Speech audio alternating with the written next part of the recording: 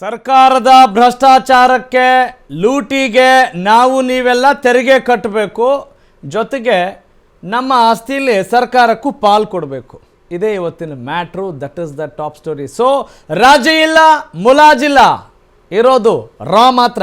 ನಾನು ನಿಮ್ಮ Raghava Surya. Welcome to top story. ಇವತ್ತು ಏನು ಅಂತ ಹೇಳಿದರೆ, ಇದು ತುಘಲಕ್ ಕಾನೂನಾ? ಭೂಮಾಲೀಕರಂತೂ ಕೂಡ ಗಮನಿಸಲೇಬೇಕಾದಂಥ ಸ್ಟೋರಿ ಇದು. ಹಾಗಾದರೆ ಏನಿದು ನೀತಿ ನಿಯಮ?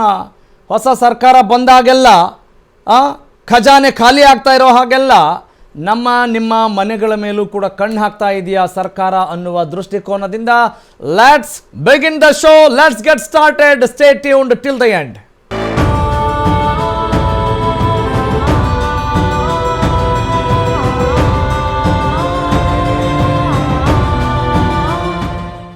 ನಿಜ, ನಾವು ನೀವೆಲ್ಲ ಸಿಡಿದೇಳಬೇಕಾದಂಥ ಕಾಲ ಬಂದಿದೆ. ರೆಸ್ಪಾನ್ಸಿಬಲ್ ಆಗಿ ನಾವು ನೀವೆಲ್ಲ ಇರಲೇಬೇಕಾಗಿದೆ. ಇಂಥ ಕಾನೂನು ಬಂದಾಗ ಜನರಿಗೆ ಅಸಮಾಧಾನ ಆಗೋದಲ್ಲ, ಜನರು ಹೊಟ್ಟೆ ಮೇಲೆ ಹೊಡಿತಾ ಇರುವಾಗ ನಾವು ನೀವೆಲ್ಲ ನಿಲ್ಲದೆ ಇದ್ದರೆ ಇನ್ಯಾರೇ ನಿಲ್ತಾರೆ?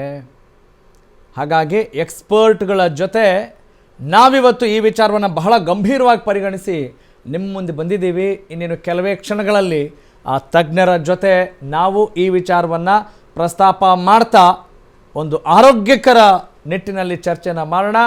S, let's get started. ಬೆಂಗಳೂರಿನ ಭೂಮಾಲೀಕರೇ, ನೀವು ಗಮನಿಸಲೇಬೇಕಾದಂಥ ವಿಚಾರ ಇದು. ಮುಖ್ಯಮಂತ್ರಿ ಡಿ.ಕೆ. ಸರ್ಕಾರದಿಂದ ಕಂಡು ಕೇಳರಿಯಾದಂಥ ಈ ಕಾನೂನಿಗೆ ನಾವು ನೀವೆಲ್ಲರೂ ಕೂಡ ಶಾಕ್ ಆಗಲೇಬೇಕಾಗಿದೆ. ಎಸ್, ಐ ರಿಪೀಟ್, ಬೆಂಗಳೂರಿನ ಭೂಮಾಲೀಕರೇ ಗಮನಿಸಿ. ಮುಖ್ಯಮಂತ್ರಿ ಡಿ.ಕೆ. ಸರ್ಕಾರದಿಂದ ಕಂಡು ಕೇಳರಿಯಾದಂಥ ಒಂದು ಶಾಕಿಂಗ್ ನ್ಯೂಸ್ಗೆ ನಾವು ನೀವೆಲ್ಲ ಕಾರಣ ಆಗ್ತಾ ಇದ್ದೀವಿ ಅನ್ನೋದರಲ್ಲಿ ಅನುಮಾನ ಇಲ್ಲ.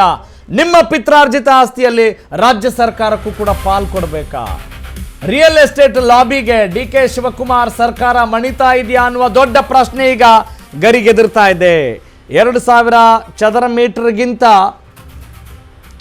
ಹೆಚ್ಚಿನ ಭೂಮಿ ಇದ್ದದ್ದೇ ಆದಲ್ಲಿ ಇದನ್ನ ನೀವು ವಿಭಜನೆ ಮಾಡಿಕೊಂಡ್ರೆ ಸರ್ಕಾರಕ್ಕೂ ಪಾಲು ಕೊಡಬೇಕು. That is the matter, that is the news. ನಿಮ್ಮ ಆಸ್ತಿಲಿ ಎಷ್ಟು ಕೊಡಬೇಕು ಗೊತ್ತಾ? 45% ಆಸ್ತಿನ ಸರ್ಕಾರಕ್ಕೆ ಬರೆದು ಕೊಡಬೇಕು. ಇದು ಯಾವ ಸೀಮೆ ನ್ಯಾಯ ರೀ? ಇದು ನಮಗೇನ್ರಿ ಹಣೆ ಬರಹ ಅನ್ನುವ ಪ್ರಶ್ನೆ ಪ್ರತಿಯೊಬ್ಬರಿಗೂ ಕೂಡ ಕಾಡಿಯೇ ಕಾಡುತ್ತೆ.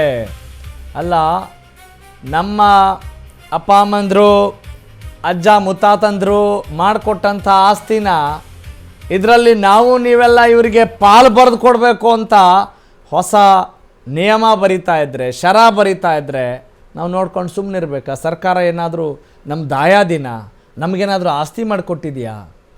ಹೀಗೊಂದು ಪ್ರಶ್ನೆ ಕೂಡ ಉದ್ಭವಿಸ್ತಾ ಇದೆ. Yes, let's continue. Let's moving on to the next update.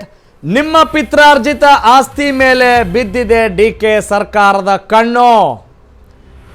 ಖಜಾನೆ ಖಾಲಿ ಆಗ್ತಾ ಇದ್ದರೆ ನಮ್ಮ ಮೇಲೆ ನೀವು ಸವಾರಿ ಮಾಡ್ತೀರಾ ಅನ್ನುವ ಪ್ರಶ್ನೆ ಈಗ ಗರಿಗೆದರಿದೆ. 2,000 ಚದರ ಮೀಟರ್ಗಿಂತ ಹೆಚ್ಚು ಆಸ್ತಿ ಪಾಲು ಮಾಡೋಕೆ ಹೊರಟ್ರೆ 45% ಜಾಗವನ್ನು ಖುದ್ದು ನೀವೇ ಸರ್ಕಾರಕ್ಕೆ ಬರೆದು ಕೊಡಬೇಕಾಗಿದೆ. ಹೊಸ ಕಾನೂನು ತರೋಕೆ ಹೊರಟಿದೆ ಡಿ.ಕೆ. ಶಿವಕುಮಾರ್ ಸರ್ಕಾರ. ಆಸ್ತಿ ಮಾಲೀಕರ ನಿದ್ದೆಯನ್ನು ಕೆಡಿಸಿದೆ ಡಿ.ಕೆ. ಶಿವಕುಮಾರ್ ಸರ್ಕಾರದ ಈ ನಿರ್ಧಾರ.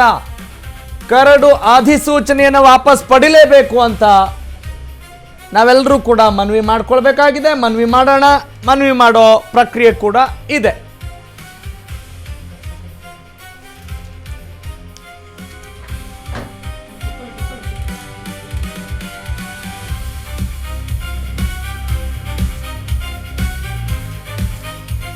ನೋಡಿ, ಮೊದಲೇ ಈಗ ತೆರಿಗೆ ವಿಚಾರಕ್ಕೆ ಸಂಬಂಧಪಟ್ಟ ಹಾಗೆ ಎಷ್ಟೆಲ್ಲ ಅವಘಡಗಳು ನಡೀತಾ ಇದ್ದಾವೆ ಅನ್ನೋದು ನಿಮಗೆ ಗೊತ್ತಿದೆ. ಇಲ್ಲಿ ಬಡವರು ಮಧ್ಯಮ ವರ್ಗದವ್ರು ಯೋಚನೆ ಮಾಡಲೇಬೇಕು. ಯಾಕೆ ಅಂತ ಹೇಳಿದರೆ, ದೊಡ್ಡ ದೊಡ್ಡ ಶ್ರೀಮಂತರೇ ಈ ತೆರಿಗೆ ವಿಚಾರಕ್ಕೆ ಹೈರಾಣಾಗಿ ಪ್ರಾಣ ಕಳೆದುಕೊಂಡಿದ್ದನ್ನು ನಾವು ನೀವೆಲ್ಲ ನೋಡ್ತಾ ಇದ್ದೀವಿ ಅಲ್ವಾ? ಅಂಥದ್ರಲ್ಲಿ ಈ ಭೂಮಿ ವಿಚಾರ ಅಂತ ಬಂದಾಗ, ಹೌದು, ಒಂದು ಗಾದೆ ಮಾತು ನಿಮಗೆ ನೆನಪಾಗೇ ಆಗ್ಬೋದು, ಹೆಣ್ಣು ಹಣ್ಣು ಮಣ್ಣು ಅಂತ ಹೇಳಿದಾಗ. ಆದರೆ ಸರ್ಕಾರಕ್ಕೆ ಏನ್ರಿ ಅಂಥ ಒಂದು ದೈನೇಸಿ ಸ್ಥಿತಿ ಬಂದಿರೋದು? ಉಚಿತ ಘೋಷಣೆಗಳನ್ನು ಮಾಡಿಬಿಡೋದು, ಖಜಾನೆ ಖಾಲಿ ಮಾಡ್ಕೊಂಡು ಬಿಡೋದು, ಖಜಾನೆ ಖಾಲಿ ಆದ ತಕ್ಷಣ ಖಜಾನೆ ತುಂಬಿಸೋಕೆ ಇಂಥ ಏನಾದರೂ ಈ ತುಘಲಕ್ ಕಾನೂನು ತರೋದು. ಅಲ್ವಾ? ಅದೇ ಅಲ್ವಾ? ಅದನ್ನ ಬಿಟ್ಟು ಏನಾದರೂ ಆಗ್ತಾ ಇದೆಯಾ?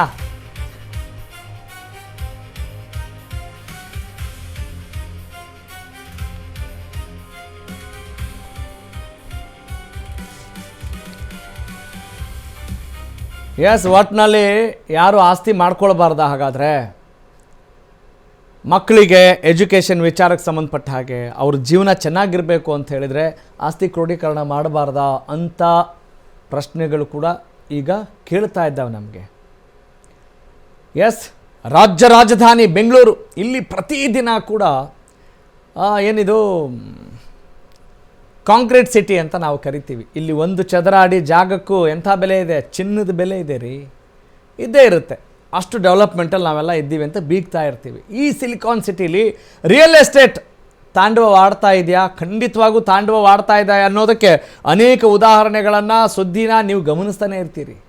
ಜೀವನದ ಆಸರೆ ಅಲ್ವೇನ್ರಿ ಒಂದು ಸ್ವಲ್ಪ ಜಾಗ ಇದ್ದರೆ, ಒಂದು ಚದರ ಅಡಿ ಜಾಗ ಇದ್ದರೆ. ಆದರೆ ಅದೇ ತಂದೆ ತಾಯಿ ಮಾಡಿದ ಆಸ್ತಿನ, ಅಜ್ಜ ಮುತ್ತಜ್ಜ ಉಳಿಸಿ ಹೋದಂಥ ಭೂಮಿನ ಮಕ್ಕಳು ತಮ್ಮಲ್ಲೇ ಭಾಗ ಮಾಡ್ಕೊಳ್ಳೋಕೆ ಹೋದರೆ ಇಲ್ಲಿವರೆಗೆ ಯಾವುದೇ ತಕರಾರು ಇರಲಿಲ್ಲ.